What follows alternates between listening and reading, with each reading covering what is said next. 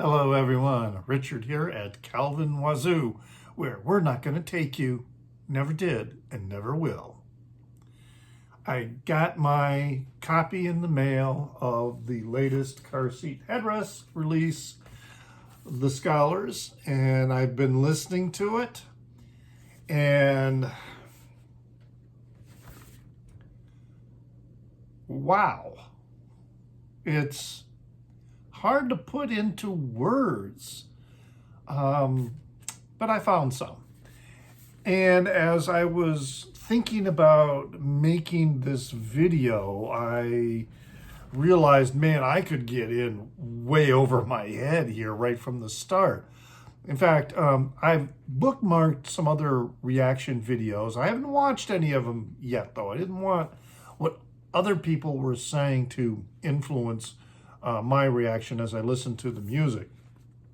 But I found one video that was like well over an hour long, and so I'm certain that person was reacting song by song while listening to it or something, or they did a real deep dive track by track. I don't know.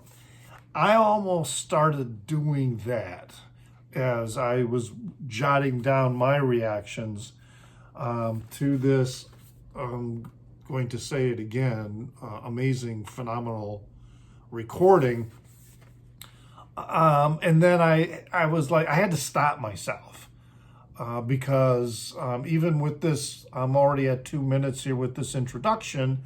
This is going to be a long video just to talk about the music, and that's what I'm going to restrict myself as much as possible. I'm just going to talk about the music and a little bit about the storyline, but I'm going to save a more in-depth reaction to each of the tracks for individual videos, kind of like what I did with the song Gethsemane. Something like that for each song, but that's not happening now. That'll be further down the road. Right now, let's just react and look at the recording. The packaging is beautiful. We've got the artwork here by Kate Wirtz. It's really quite amazing. And then we got the inside here with some information in terms of credits, who's playing what. Interesting to note that of all tracks are authored by all members of the band. So this was truly a collaboration of the entire band together, putting this together. It also came with this CD right here that is called Scholar's Early Hack.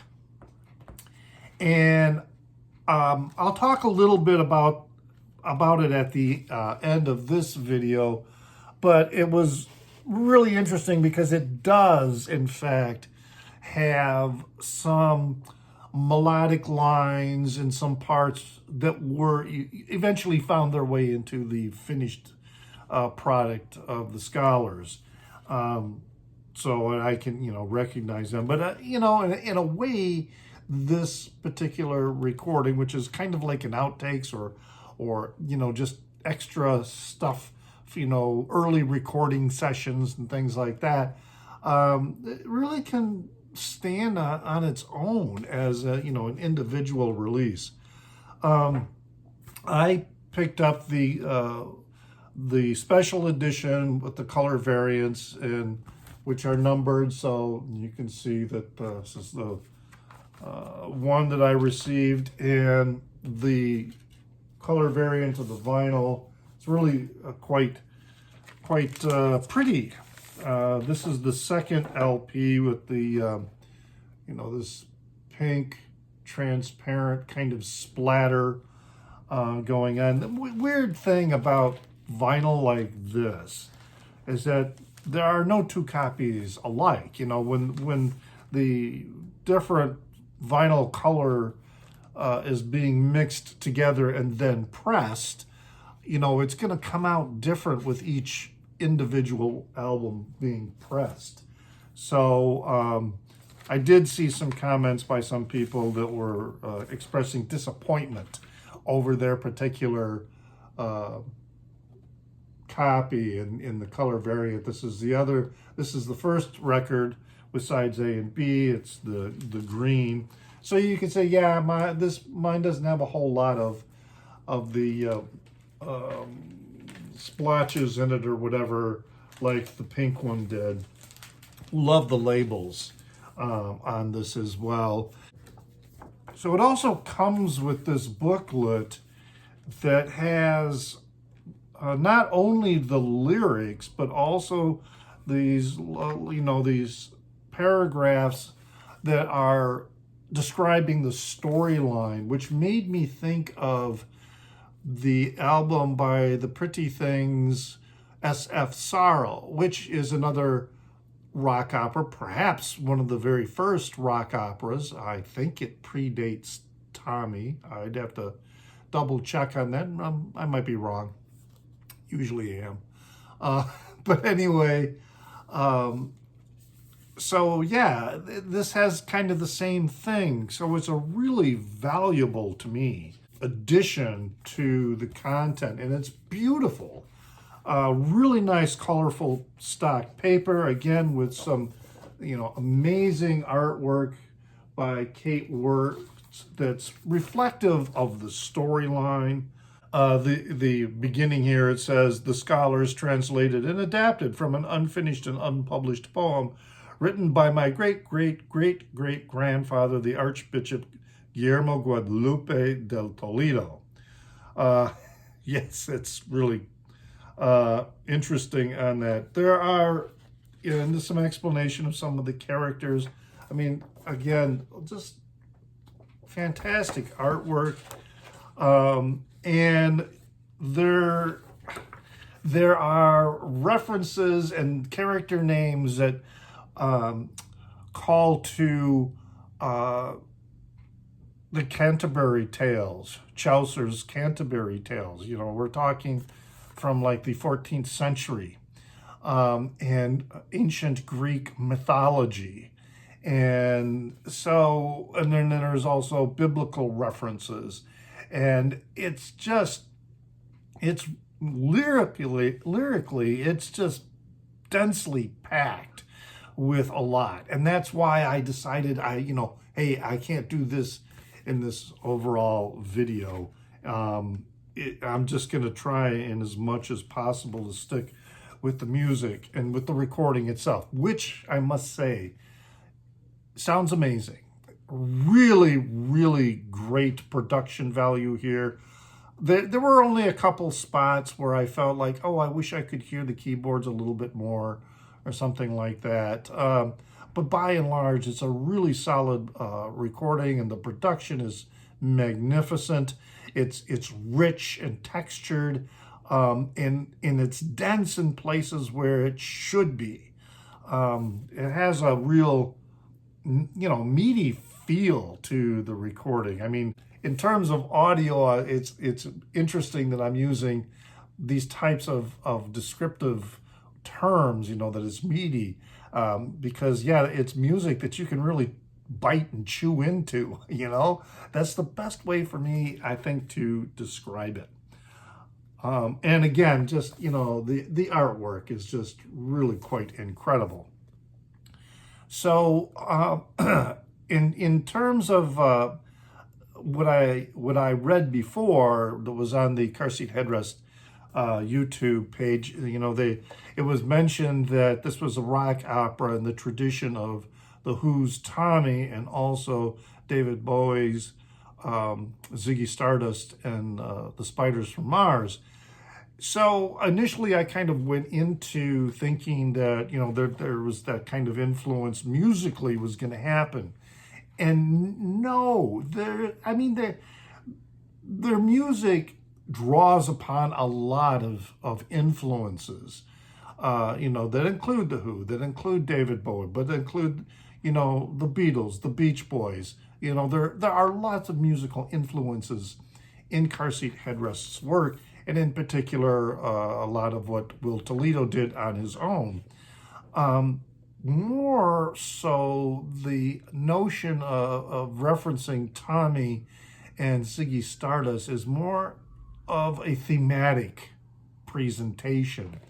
You know, in Tommy, you have this outsider in the character Tommy, who's blind, deaf, and dumb, and who is abused and taken advantage of by others around him, and yet he becomes messianic in by the end of the opera. And then you've got with Ziggy Stardust, you know, this visitor from space who is coming to warn people the demise of planet Earth in that. So there's this other outsider who, you know, brings hope in a moment of or during a time of desperation and catastrophe. So there's, I think, where the similarities in why the reference to those rock operas. It's not a similarity in terms of musical style, but more of the thematic presentation. Because each of the songs, while they all kind of tie together, they stand on their own, and yet they do forward the story line in here of these misfits, these characters, you know, from different walks of life, who may not necessarily associate with each other as a normal thing, but feel the same things, experience the same doubts, and have the same questions about life and the world around them. So they all share that. If there's one thread that kind of holds things together, it's probably the character called the Chanticleer. But let's start going. I mean, oh, here's another. I mean, the artwork is just really quite fantastic in this booklet. It really is. But let me get started. I mean, I'm already going on approaching 15 minutes, and I haven't even talked about any of the songs. And so the first song, track 1, CCF, I'm Gonna Stay With You. It starts off with this cymbal tapping that reminds me so much of Vincent from Teens of Denial. And then it's got this simple piano coming in, and then these like tim-toms or bongos coming in, you know, with the rhythm. It's the song builds, and then along with this building comes this distorted guitar enters, and so the whole song becomes layered and very textured.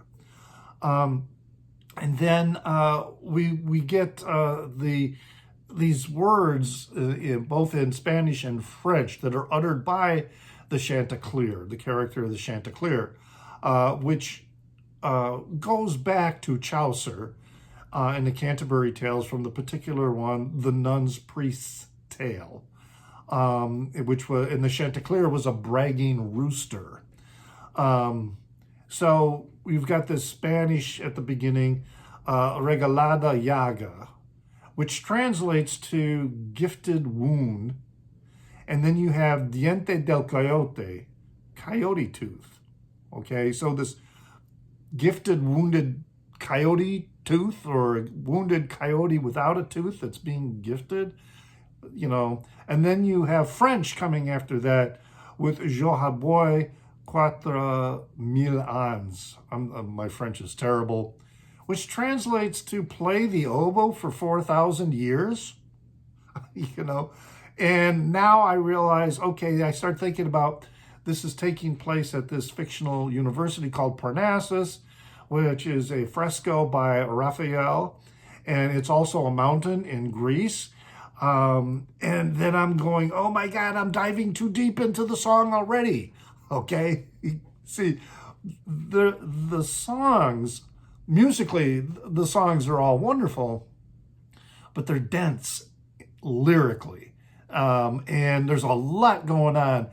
You know, at a superficial level, the lyrics are fine and easy to absorb, but they're also, you can dive into them, and there's a lot packed into these songs, which is why I'll address all this later in different videos. So the Chanticleer chanting this at the beginning kind of gives the song a holy sound. There's the music is bringing this conflicted feeling of hope and yearning, but it's held back by kind of a subtle fear that's being internalized. To me, the music matches that ambivalent excitement that it builds within the song. I love the line, "When I'm out of the dark, I'm gonna stay with you." I love that line. Then we get the next track, which is Devereaux. Devereaux, a common name of French and British origin, but this is a fictional person who attends the nearby Clown College. So you've got Parnassus University, which is this elite university, and you have a character within that university whose name, quickly I'll look up here, Biolco. And then you have Devereaux, who is attending Clown College.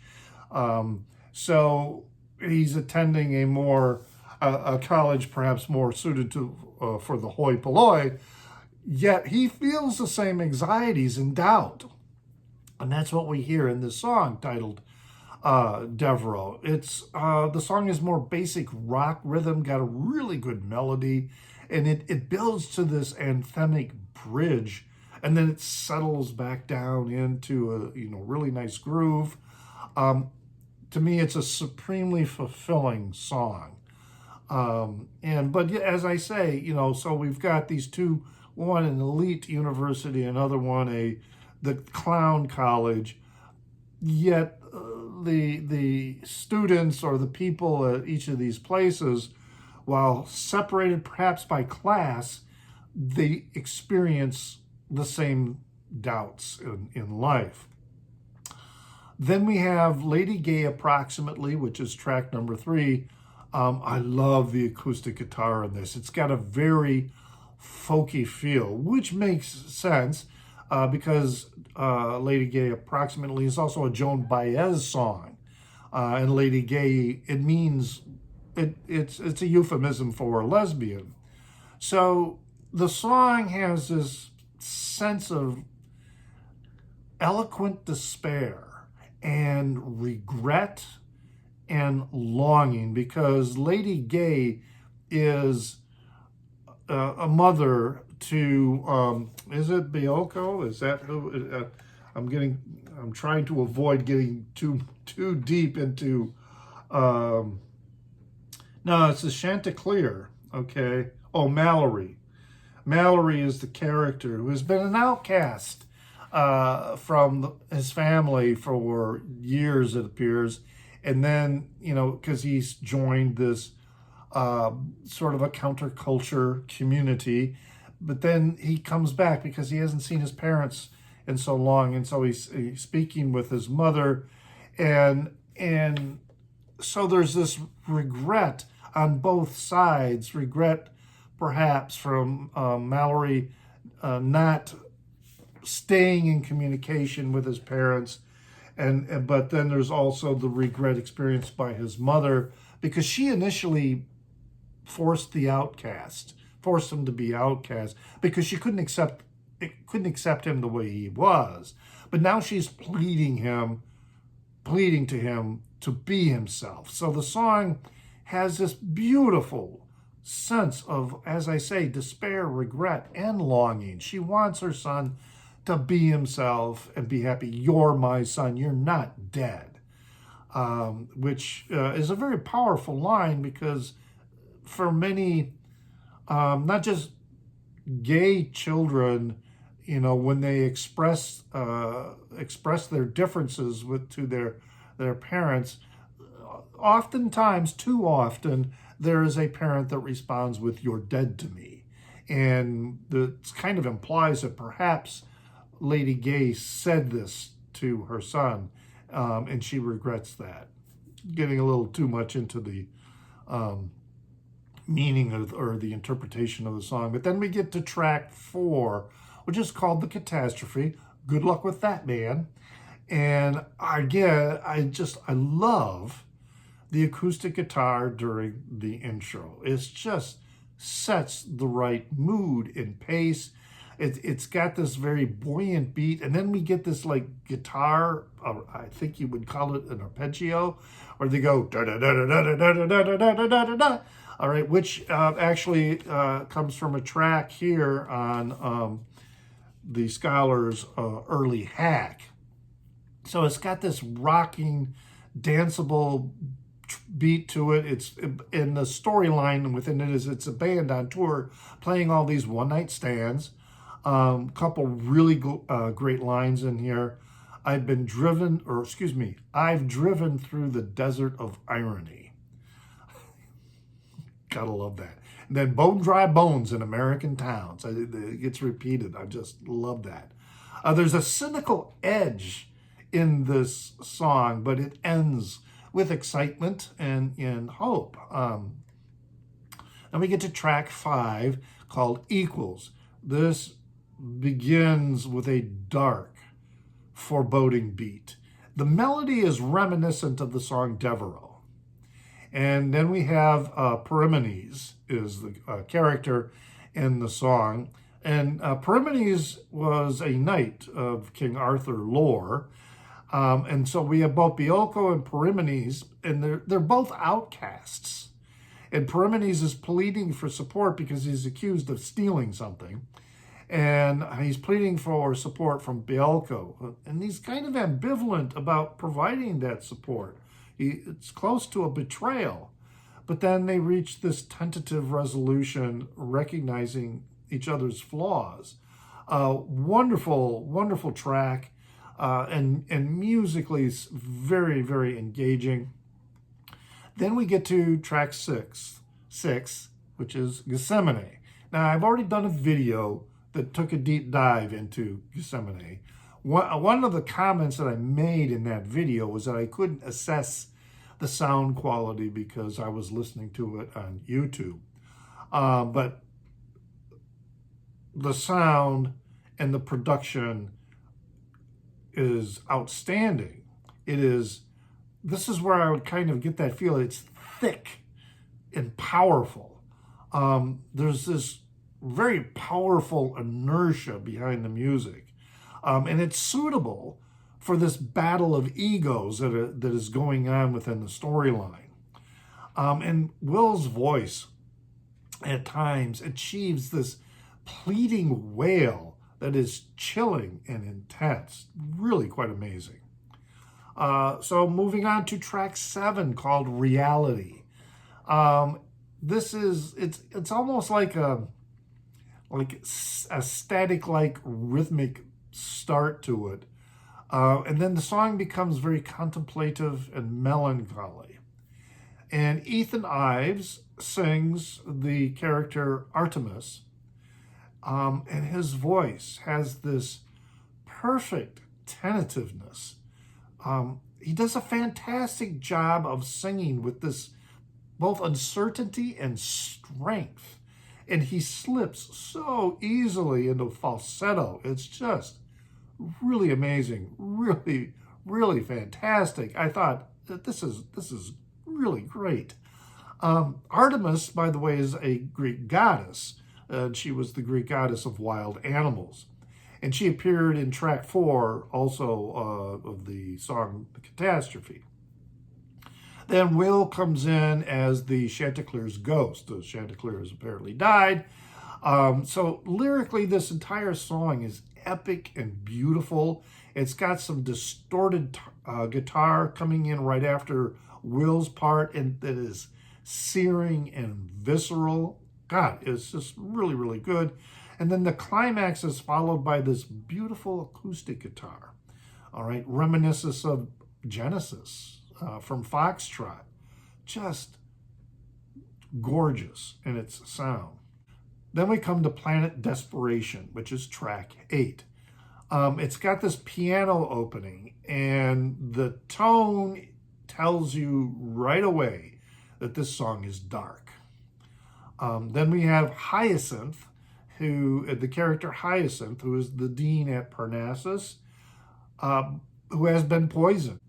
We get a reference to Ziggy Stardust in this song with the question, why won't he come back? So there is this sense of desperation going on that apparently is planet-wide. And again, kind of that yearning that many people tend to fall into, of looking for some outside force to intervene and save us, which isn't going to happen. There's a break with Hyacinth's lizard brain speaking that is hard, banging rock, and the voices are very echoey. So this is one of the longer tracks, and it's built on different parts. Then it settles into this final part, kind of going back in with the piano, and we get a guitar solo with just absolutely killer. This guitar solo in the middle of the song. It's like, man, it's like you want to pick up the needle and play it again and again and again. Hyacinth then returns, and then we get the melancholic piano coming back in, and Will's plaintive voice, he's doing the singing now, works really well with that piano part. Now the final section begins with congas, and it's bringing a tribal and ancient rhythm to the song, and then it all blows up with this heavy guitar and organ and pounding bass drum. I mean, Andrew Katz is just really going at it with the bass drums. I love the chorus line, "Till the kids grow up all right, until hearts don't break anymore, until we don't spend the rest of our lives fixing everything that happened before." Until we don't spend the rest of our lives fixing everything that happened before. What a waste of time. And then we get the theme coming in, what I call the theme, you can love again if you try again. I feel like Planet Desperation should be the closer, but we do have another song after it called Epilogue, The Reward, True False Lover. And that's when we discover that, earlier in the story, the Chanticleer disappeared, but then we find out the Chanticleer is alive and works in a library. And it's not as powerful as Planet Desperation, but it is a good and suitable closer because, the Chanticleer is working in a library. And what are libraries but temples of knowledge? And people really ought to spend more time in them. So yeah, totally amazing recording, story, concept, theme. Very simple and yet very deep. God, there's a lot to unpack in these songs that eventually, I will get to. Briefly now, I'll talk about Early Hack, the CD that accompanies this. As I said, these are early recordings, early sessions, as this, the Scholars, was developed. I wrote some notes down. There's some really good tracks on here. A lot of really short little vignette type tracks that are like, less than 2 minutes. Track 4 called World War. I just love this jam on here. It reminds me very much of Peter Green, early Peter Green with the early Fleetwood Mac. The riffs, the tone, the guitar tone that Ethan is getting out of the guitar, just it really gives me shivers. Track 7, Zebedee Dirt. That's a good jam. It kind of sounds like it was a leftover from the Madlow sessions. Not sure though. Track 8, Fallen in the Mud, is very cool and funky dance beat. I think that's Andrew Katz that's doing the singing. Track 10 is called Harmonics, and it's just this cool experiment with harmonics on the guitar that Ethan is doing. Then we've got Catastrophe, which is a fun romp and jam with silly vocalizations. Okay, because a lot of these songs didn't have any lyrics to go with them, so you got Will just kind of vocalizing la la la and da da da da and kind of like that. Track 12 is I Am Yours, very synth poppy piece that I really like. Track 14, Reality. Again, I think it's Ethan Ives doing the singing. A great tone again on the guitar. And then there's track 18, Black Match. Very eerie beat to it. Gets housey, in midway. I mean, it was up to 168 beats per minute, right? So that's just my notes a little bit about the Scholar's early hack. Overall, I am just overwhelmed with this record. Hey, have you gotten a copy? Have you listened to the album as opposed to the tracks that are being dropped on dropped in YouTube? Hey, leave your thoughts, comments, reactions in the Down Under. Love getting those comments. You can also find me on Instagram at newsdude76. That's NEWZDUDE76. And then I also have a Facebook page where I post these videos and other music-related content, both videos and articles. So yeah, hit the thumbs up, please. If you haven't subscribed, hey, I really appreciate it if you would subscribe. But the more important thing, even if you've already subscribed, is hitting the thumbs up button, because that really helps with distribution of my content. So I appreciate that as well. And also remember to pray for the people inside your head, for they won't be there when you're dead.